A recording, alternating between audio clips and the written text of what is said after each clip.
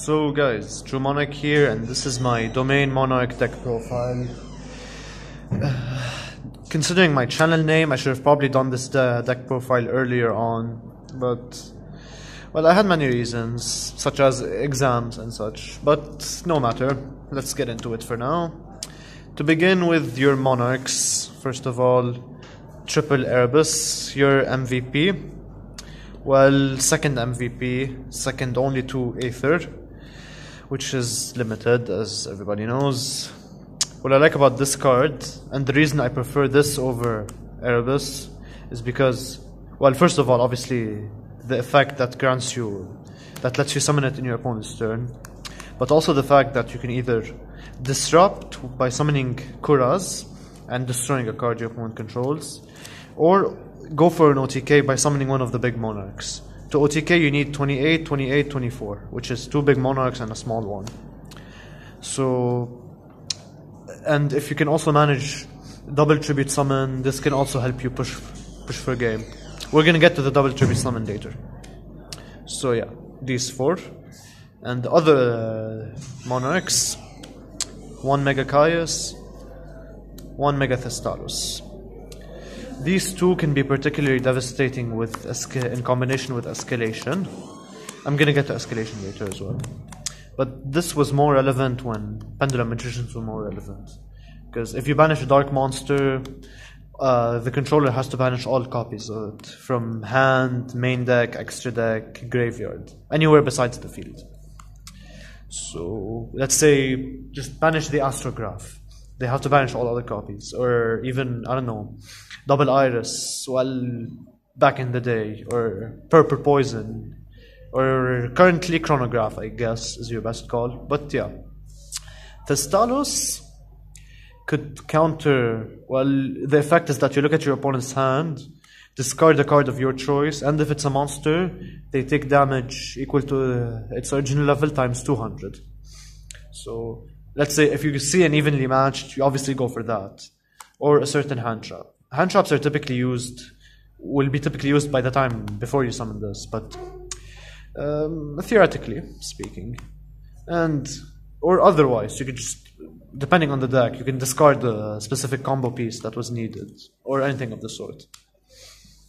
And to continue, double Kuras, mostly used to summon with Aether. If you draw it, you can manage, you can get some value out of it, but preferably used through Aether. Your last Monarch, Majesty's Fiend. Well, it's not a Monarch per se, but it has the corresponding stats. Monarchs are mostly defined by their stats, more than by their names. So it's especially important in this format because monster effects cannot be activated.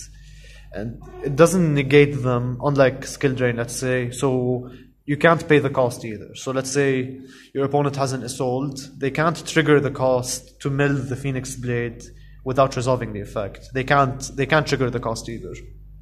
And Goukis don't float, for instance, since this affects this affects field, grave, hand, anything. So it also shuts down hand traps, let's say.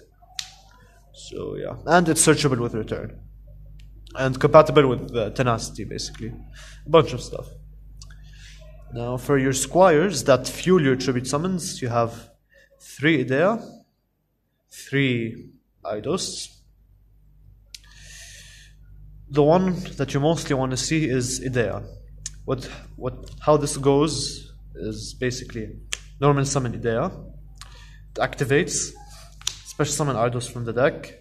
Eidos activates, you get a tribute sub in addition to your normal summon or set this turn, which was used on Idea, obviously. However, if you manage to special summon Idea, in that case, you get an additional from Eidos and your one normal summon or set for the turn, which is typically going to be 2 tribute summons, basically. That's what as I mentioned earlier with Aether. So if you can manage this, and you can manage 2 Monarchs, or maybe 1 Monarch and a return, it's basically an OTK. Going second, obviously. So, and another reason, the reason I play 3 I've considered playing 2 before, but what I do after summoning these 2, these are in grave. Eidos' second effect, you banish it, special summon a monster with 800 attack and 1000 defense from grave. You special summon your Idea. It triggers. It was special summon, so as I just mentioned, 2 tribute summons. And then you can do it again. So running 3 gets you 2 attempts at that combo. But running 2 gets you just 1. Or if you draw one of them, I guess just 0, because you can't summon another Eidos from the deck. So I like 3.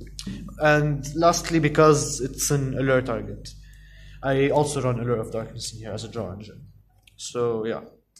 And to finish up with the monsters, 2 Kaiser Vorst Raider. What I like about this card is that it's a free normal summon. It's a free special summon. If you control no monsters, you can special summon it. So unlike Idea, let's say, or Eidos, this cannot be ashed or failured or ogred or any of that. So, and also it's a dark, so it's an alert target. So that's it for the monsters. Now for the spells, you got Triple Tenacity. This is your Monarch Spell and Trap Searcher. Triple Return, your Monarch Monster Searcher. Another feature of this card is that it lets you dodge certain negations or the interruptions to the combo simply by structuring the chains. Let's say you got an Idea and you're tribute summoning Eidos. You have this too. You tribute summon Eidos. Tribute these 2. Summon this with the return on board. You pick chain 1, chain 2, chain 3. In that case, this is susceptible to Ash or Ogre, but you're protecting this. This can also allow you to dodge Solemn Strike. Not Solemn Warning though, but Strike works. They can't strike the monster effect. Though they can still negate the summon with the warning before this triggers. So yeah.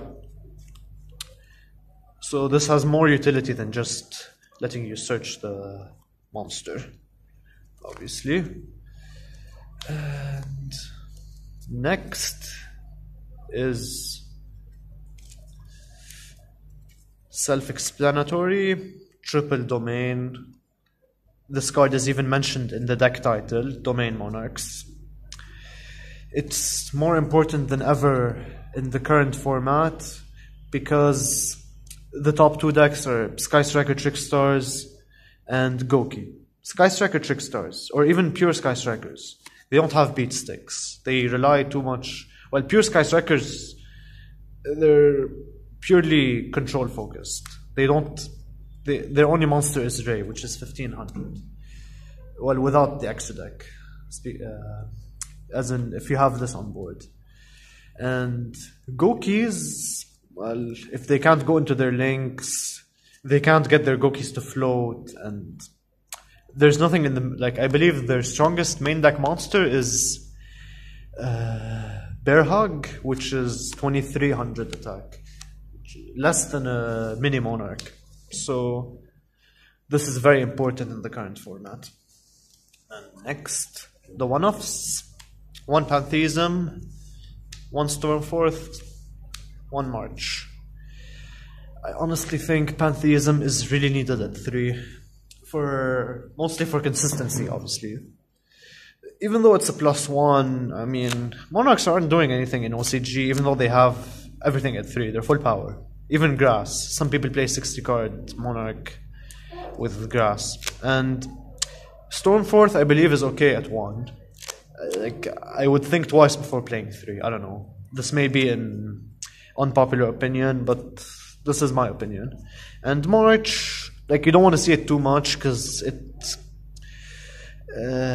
interferes with your... you need to see more Squires and Monarchs. This is the problem with this deck. You need to see a balanced number of both squires and monarchs with, let's say, a return or a tenacity or something of the sort. So you don't want to see too many of this. So just one is enough. You can search it with tenacity. Or yeah, the effect is that tribute summoned monsters you control cannot be targeted or destroyed by card effects. So this is mostly relevant right now in this format because of Sky Strikers. Like, Domain Lock plus March is pretty much a guaranteed game. They can't Widow Anchor your tribute summoned monster, or they can't use Afterburners, and Jamming Waves can't target the domain anyway, so, or the March, because they don't face down.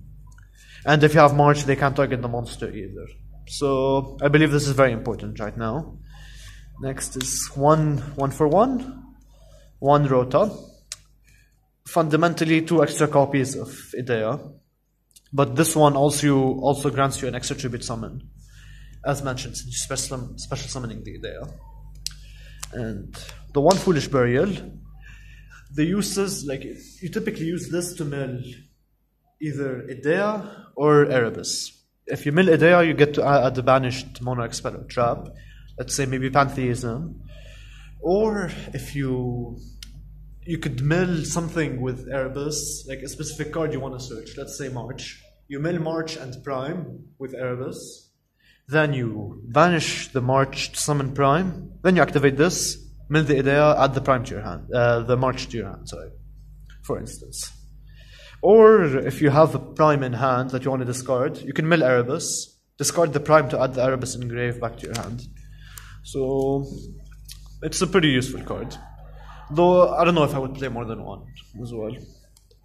Triple Foolish Burial Goods. Typically, you want to see this turn 1 to mill your Pantheism, banish it, reveal 3 Tenacity, add 1 to your hand. So this is basically 3 extra copies of Tenacity. If not, like let's say you drew the Pantheism, you could mill a Prime for more tribute fodder, or as mentioned just now, you can mill any card that you want to search by banishing it with Prime, and then tributing it there to add it to your hand. But I believe this is a very important card. I've considered playing 1 before. I didn't like it at 1. My solution was to cut it. I should have increased it to 3 a while ago. But here we are. I believe 3 is the best ratio for this card.